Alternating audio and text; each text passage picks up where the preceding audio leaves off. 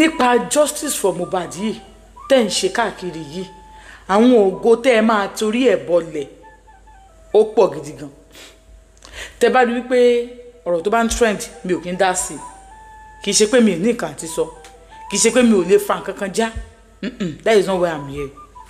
Let me talk about this. This won't be my last time of talking about it, but this will be my first warning to every one of you talking about justice for Mohbad.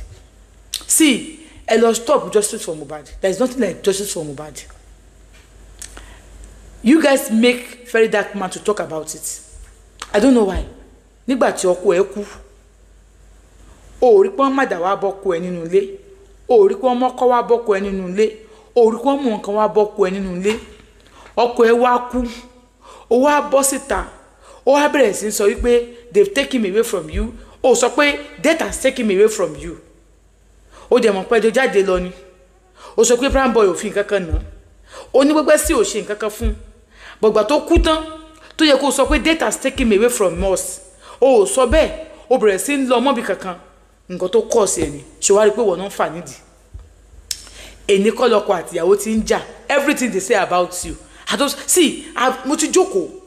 Ibi tẹ́ ń bá ọ̀rọ̀ lọ lórílẹ̀-èdè Nàìjíríà yìí. Bọ́kọ bá kú nísìn, ìyàwó á kẹ́ síbẹ̀ ni. Á kẹ́ síbẹ̀ ni. A wá pàwọn ẹbí ẹ̀ pé ó ní kí bọ́n pè ń pòun fẹ́ rí yín o. Nígbà tó máa débẹ̀ wá ní ẹni tó ní wọ́n wá tọkọ ní ó máa tutù. Ní ìsìn ló bọ́ síta. Ó ní kí bọ́n pè ń pòun fẹ́ rí yín. Èmi tó ní òun fẹ́ jẹ oúnjẹ bá mi dẹ́gbà wá oúnjẹ rà. Ó dẹ̀ ti mọ̀ pé ó ti kú. Ní ìsìn wọn ni máa sunkún pé òkùnkùn mọ́ ní ìsìn. Ẹ̀rù kó má sọ pé èèyàn yẹn paná máa bẹ̀rù ní ìsìn.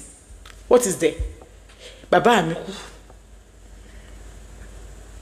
Bẹ́ẹ̀ mo sọ fún yín. Kò sí èèyàn tó bá fẹ́ kú láyé yìí tí ò ní wá bí kan tí ó máa fi kú ẹ̀kọ́ lọ́rùn kọ́lọ́run má fi ikú tó yáwọ́ pa wá. Ok, èèyàn wo lè fẹ́ mú? Mohbad sọ pé ìyàwó òun fẹ́ pé ó fẹ́ ṣe òun léṣe. Òun rojọ́ ìyàwó ẹ̀. Òun rojọ́ àwọn Naira Marley pẹ̀lú Sam Larry. Bó ti jẹ́ pé àwọn náà àgbàyà ni wọ́n. Àgbàyà ni wọ́n, àwọn náà ní mọ̀ pé nǹkan báyìí máa ṣẹlẹ̀ sí Mohbad.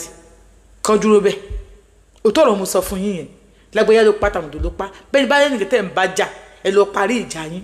Ẹbí owó yín wá kọ́ bí ẹgbẹ́ bí òsè bí bàbá Mohbad àti ìyá Mohbad, ẹbí wọn tí ó tò tẹ́lẹ̀tẹ́lẹ̀. Bàbá Mohbad náà dẹ̀ fẹ́ ṣẹjọ́, kò fẹ́ báyàn fa nǹkan kan. Ẹ̀yà social media tó máa fọ̀rọ̀ dá yín báyìí. Bọ́ ọmọ bá kú lọ́wọ́ obìnrin, ẹ bèrè pé bóòlù ṣiṣẹ́ tó ọmọ fi kú. Ẹnìkan sọ tó ṣe ọmọ tó kú. Torí pé ẹ believe pé ọmọ yẹn kú lásán bẹ́ẹ̀ yẹ ìlú pa. Nàìjíríà ti wá di oríṣiríṣi nǹkan. Gbogbo ayé báyìí ni justice for kìnìún kan ni ọ̀tún justice for kìnìún kan ni òsì justice for kìnìún kan ni ẹ̀rù wá sẹ̀ máa bàyà àti fẹ́ jẹ́ celebrity because bá kú èèyàn rógo bí nǹkan bá ṣe èèyàn rógo ọkọ àti àwọn máa ń jà sí bàbá rẹ̀ ò bá yà rẹ̀ jàre sí bàbá rẹ̀ ò sọ pé ìyá rẹ̀ fẹ́ pa á rí sí ìyá rẹ̀ ò sọ pé bàbá rẹ̀ fẹ́ pa òun rí bẹ́ẹ̀ ni ẹ̀wọ̀n kò sí gbéyàwó tí wọn kì í jà ṣé bá irú Mohbad yẹn bí èèyàn bá kan rú ẹ̀ lọ́kọ mi ì sọ pé Mohbad ò dá o èèyàn gidi ni o ṣé àwọn Mohbad yẹn báyìí ẹ mọ̀ jẹ́ ń pèlé mèrè torí mi ò lọ́rùn ẹjọ́ mo dẹ̀ mọ̀ yín ẹ̀yà social media ẹ máa ń hùwà lòdì ni. ok ta èèyàn wo ló bá Mohbad rìn tí kú ò lọ́mọ lẹ́sẹ̀ ẹ wá ti wá fúnra èèyàn mélòó lè fẹ́ jábọ́ nítorí òkú ọ̀run èèyàn mélòó lè fẹ́ jábọ́ nítorí Mohbad èèyàn mélòó lè fẹ́ ti ògo rẹ̀ wọlé nítorí Mohbad kí ló dé tí wọ́n fi gbé mọ́ Primeboy nígbà tí wọ́n yí Mohbad kú ẹ kàn ṣe bó ṣe wù yín ni ẹ kàn ṣe ìrànù ni ẹni tó kú kò ká ogbó yín lára òkú Mohbad ò ká bàbá ẹ̀ lára kò ká yẹ ẹ̀ lára kò ká yàwó ẹ̀ lára kò ká gbọ́n ẹ̀ lára kò ká burú ẹ̀ lára kò sẹ́yìn bò tó ká lára ní gbogbo wọn kò sẹ́yìn bò tó ká lára ní gbogbo wọn tí ẹ bá dẹ̀ sí rí ẹbí tí ò bá ti tò tẹ́lẹ̀tẹ́lẹ̀ ìyàwó bẹ̀ pẹ́ níbọ̀dì lé àǹtí Fọláṣadé gbogbo ìyàwó Mohbad ò lè pọ́n yín lé torí pé ẹbí yẹn gan òtò rẹ̀ ti tẹ̀tẹ̀ fẹ́ pọ́n lé ṣé bàbá tó yẹ kò lè bọ́ ọmọ ẹ̀ sọ̀rọ̀ kọ́ ọmọ ẹ̀ gbọ́ àbí ìyá tẹ́ǹṣẹ̀ bá bẹ ọmọ ẹ̀ kó dáríjì ọmọ kó kí ọmọ dáríjì àbí èwo nu wọn ná ẹ wo enough is enough tẹ́ ẹ bá gbọ́n ẹ̀yin Nàìjíríà ẹ̀ẹ́dẹ̀ gbọ́n ẹ̀ nílàkàyè àgbọ̀n nílàkàyè bàbá gbọ́n ni kí ló tiẹ̀ ṣẹlẹ̀ gangan ná ẹ sì mọ̀ bá jẹjẹ kó lọ sinmi náà kí ló ṣe DNA test ẹ fogún ọdún pilẹ̀ DNA test ẹ fogún ọdún pilẹ̀ DNA test ṣe ọba kan lónìí ìjòyè kan lónìí kí yóò tún sẹ́bi ẹ̀yìn náà bọ́bọ̀ bá rìn bèbè nǹkan tó sọ pé ó ṣẹlẹ̀ sí wọn ò ń dárúkọ ọba mọ́ nǹkan tó wà nílẹ̀ ìgbà tó bàálù mi ò ṣe ewé bẹ́ẹ̀ wọ́n ṣe dárúkọ bàálù mi bóun ló ṣe pẹ́pẹ́ sí kẹ̀kẹ̀kẹ̀ ẹ jẹ́ sùn tọrọ fúnra wa gbogbo yín kàn ṣe yàmà gbogbo kò ṣe yàmà ni ẹ má jáyàn bọ́ mọ́ torí Mohbad ẹjọ́ lọ sinmi kó lọ fi gírọ kó lọ fọwọ́ ọgì ìgbàgbé bẹ́ẹ̀ ni enough is enough justice èyí mẹ́lẹ̀ fẹ́ jábọ́ kì í ṣe bí very dark man o honestly speaking that guy did not do anything bad and kò sí kan tí mo ń ṣe dání pé ẹ̀rù kékeré ló ń ba lágbájá kan bọ̀ iná ẹ̀ wò ìbẹ̀rẹ̀ pẹ̀pẹ̀ ìgbà tẹ́ èèyàn kú tó kẹ́ tó pa ọlọ́run fọ̀run kẹ́ o the next thing ẹ̀yin tẹ́tí family ẹ̀gàn kílẹ̀ ń kọ́ ẹ̀yin ló sọ pé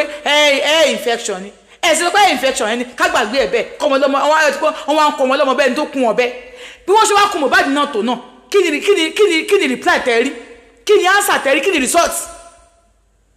result ojú ọkọ̀ máa dojú ara mọ́ ni só pé mọ́ ni ọmọlọ́mọ tẹ́ ẹ bí lẹ̀ ó sọ Mohbad ó sọ Mohbad ẹjọ́ máa gbórúkọ Mohbad lọ ọ̀pọ̀lọpọ̀ nínú yín náà ọmọ àlè ló pọ̀ ebe ń pè bàbá wa la pè ní bàbá wa ọmọ mi gan ìyá tó bí kọ́ ló bí wọ́n ti pàrọ̀ ọmọdé hospital àìmọye ẹ̀gbọ́gbọ́n tó ṣẹlẹ̀ ní ìsìn ni àwọn sọ pé kinní kan ẹ wo ó torí Ọlọ́run ẹ fara yín balẹ̀ o ẹ fara yín balẹ̀ enough is enough o ní ìsìn ẹ ti ta mọ́jì gan báyìí ọ̀rọ̀ kejì gan náà sáwọn àti ẹ̀mọ̀pọ̀ tẹ̀ ní gúrùpù ni sáàmọ̀pọ̀ ní gúrùpù Joseph Mohbad nígbà yẹn àmọ̀pọ̀ ní gúrùpù ó mọ̀ ṣe o ok kí ni justice tẹ̀ ń wá ṣé ìgbà tí Mohbad kú ṣé náà Mohbad wà ń bẹ̀ ni he was not there wọn ni wọ́n yìnbọn kájú wọ́n yìnbọn fún Mohbad ní ìsìn ni á nìkan wọ́n yìnbọn fún Mohbad wọ́n yìnbọn fún Mohbad wọ́n gún lọ́kọ̀ lẹ́gbẹ̀ẹ́ ẹ̀jẹ̀ wá justice èyàn kì í sùn kéèyàn mọ́ jì mọ́ ni èmi ìmọ̀ àwọn kúkú òjijì o á ṣe ìdùnmọ̀ èyí tí mo dẹ̀ sọ yìí tó bá bí yínú ẹ wò òṣùbà mi rè every second ní gbogbo fídíò yín wá sí FYP mi